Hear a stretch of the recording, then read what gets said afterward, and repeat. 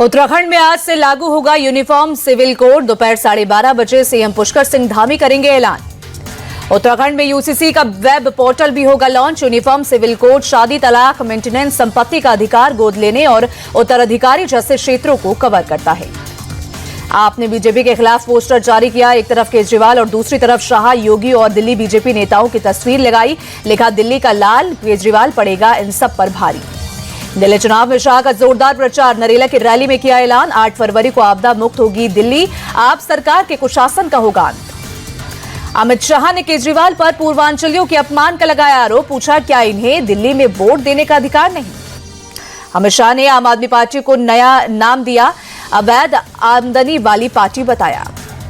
केंद्रीय मंत्री शिवराज सिंह चौहान ने दिल्ली के करावल नगर में की रैली। अरविंद केजरीवाल पर साधा निशाना। कहा, उन्होंने दिल्ली को धूल, धुआं और धोखा दिया। बीजेपी नेता अनुराग ठाकुर ने कहा, बीजेपी की लहर पूरी दुनिया में है, इस बार जनता आपको हराएगी। जंगपुरा की रैली से अरविंद केजरीवाल का बड़ा ऐलान। कहा, अगर आम आदमी पार्टी की सरकार आई तो मनीष सिसोदिया फिर बनेंगे डिप्टी सीएम। आप कैंडिडेट मनीष सिसोदिया ने जंगपुरा की जनता से मांगा समर्थन। कहा, इस पारी में शिक्षा के लिए और भी बेहतर काम करेंगे। दिल्ली चुनाव से पहले बीजेपी उम्मीदवार प्रवेश वर्मा की मुश्किलें बढ़ी। पंजाब में मानहानि का केस दर्ज हुआ। बीजेपी कैंडिडेट प्रवेश वर्मा ने आपकी पुलिस और चुनाव आयोग से की शिकायत। पैसे बांटकर वोट खरीदने का लगाया आरोप। केंद्रीय मंत्री हरदीप सिंह पुरी बोले, केजरीवाल की घटती विश्वसनीयता बता रही है दिल्ली में अगली सरकार बीजेपी की ही बनेगी।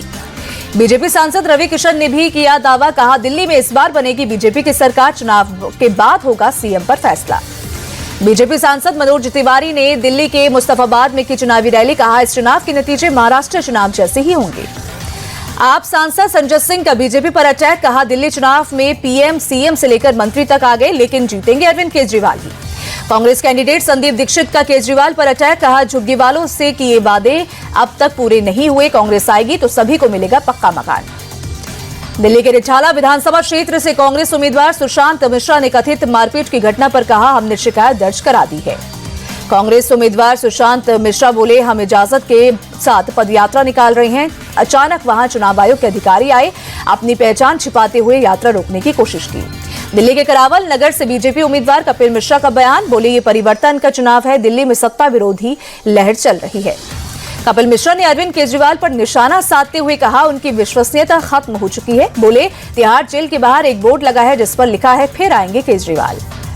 पूर्णिया से निर्दलीय सांसद पप्पू यादव ने पटपड़गंज विधानसभा सीट से कांग्रेस उम्मीदवार अनिल चौधरी के समर्थन में कहा, अनिल चौधरी घर घर के सेवक हैं। पप्पू यादव बोले, अनिल चौधरी ने कांग्रेस के विचार मजबूती से दिल्ली के लोगों तक पहुंचाए हैं।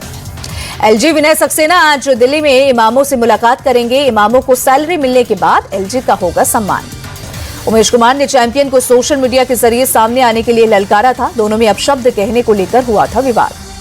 एमपी के इंदौर में आज कांग्रेस की जय भीम, जय बापू और जय संविधान रैली राहुल गांधी, प्रियंका गांधी और मल्लिकार्जुन खड़गे करेंगे संबोधित। इंदौर में सीएम मोहन यादव आज मुख्यमंत्री जनकल्याण शिविर में पहुंचेंगे। हितग्राही सम्मेलन को करेंगे संबोधित। एमएसपी को लेकर किसानों में आक्रोश। हरियाणा, पंजाब समेत देश भर में कई जगहों पर किसानों ने निकाला ट्रैक्टर मार्च। मार्च के दौरान सैकड़ों की संख्या में ट्रैक्टर लेकर निकले किसान। शंभू बॉर्डर पर किसानों ने की नारेबाजी। पीएम मोदी आज एनसीसी कैडेट्स से मिलेंगे। दिल्ली के करियप्पा परेड ग्राउंड में वार्षिक एनसीसी रैली को करेंगे संबोधित।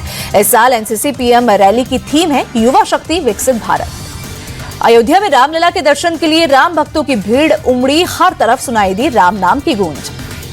अयोध्या में सरयू घाट पर संध्या आरती की गई। बड़ी संख्या में श्रद्धालु शामिल हुए।